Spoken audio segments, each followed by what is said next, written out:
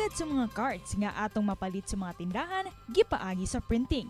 Apan lahi kining estilo sa buholano painter nga si Alvin Vitor.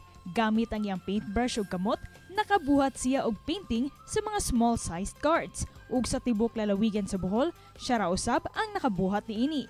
Gani, daghang mga langyaw ang nag-order kaniya gumikan sa realistic nga quality sa iyang mga trabaho. Apan taliwa siya makapawaw nga talento, aduna siya'y tinago ang sikreto aron nga mas mahingang hagayud ang mga tao sa iyang mga artworks. Ug kung gusto ka mong masayod, ato siyang hinabion dinilang sa GMA Regional TV Live.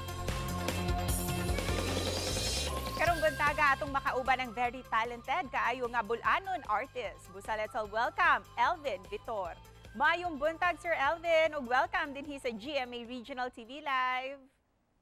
Mayong buntag Ma'am Cecil, mayong buntag sa tanang mga viewers nato karon sa GMA TV Live. Sir Elvin, very impressive kaayo tong mga artwork, mga paintings nga gibuhat nimo sa mga cards. Unsay istorya kabahin ni ato, sir?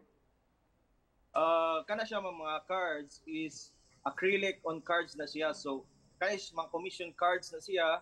Ako mga client is from China and then from Singapore and then napoy sa Canada. And then ginabuhat na kay collectible cards na siya.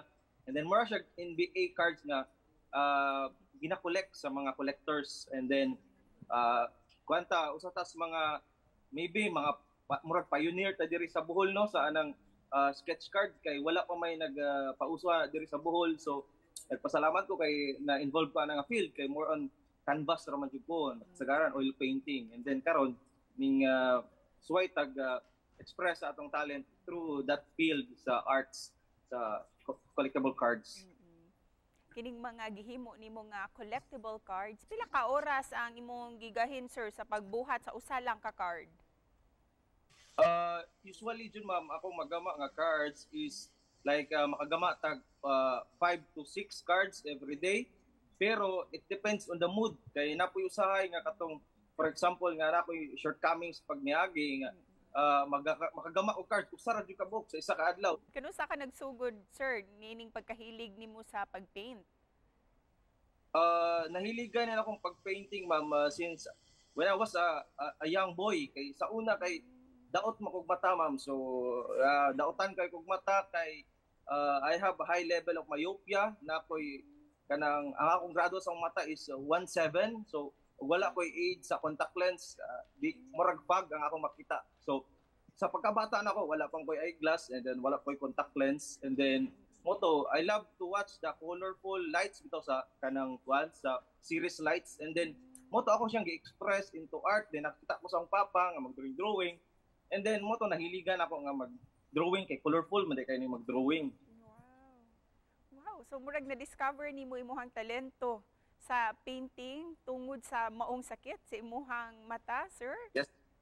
Yes ma'am, kay kuan ganahan jud ko tan-og mga kamera kay siyempre mudako man ang image sa kamera ing tan-aw mo staw kay ug wala jud koy eyeglass or contact lens.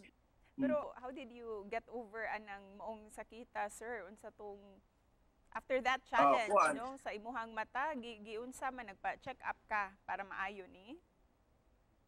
Kuan siya ma'am, aided siya with eyeglasses and contact lens. So karon nagasuot ko contact lens nga ang grado ani is 1,700 ang grado sa mata. So mo nang dako jud siya nga grado. So wala ko'y contact lens, dili gyud ko kakita. Busa hisgutan ta katong bag-o nimong collection, katong mga hulagway sa kalipay. Can you share with us unsa inspirasyon nimo ni adto, sir?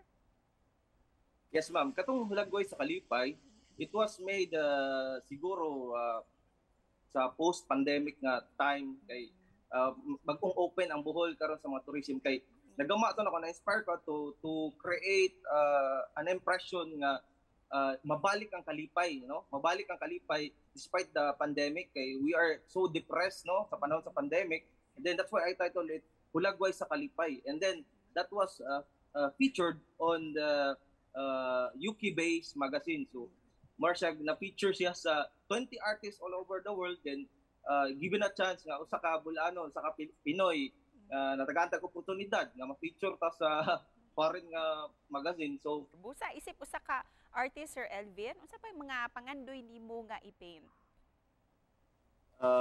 isip sa ka artist, ma'am, I would like to paint yun unsa bi kon ba kanang influence or identity as a Bulanon, as an artist nga Pinoy. Busa sir, isip pa na pos. Unsay mensahe nimo para sa tanan natong mga viewers karong buntaga? Sa tanang mga viewers nato karon no, sa mga art lovers, art enthusiasts na gusto og makakat-on or naka-appreciate sa art, if you want to appreciate art, appreciate all kinds of art, no? Dili lang kay realistic, dili lang kay abstract. All kinds of art to educate your mind, to educate your intelligence, how you appreciate the value of art, no? And then art speaks the identity of the artist.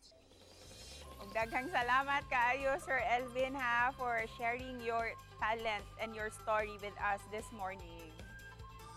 Thank you so much, good ma'am. Thank you so much. Thank you so much.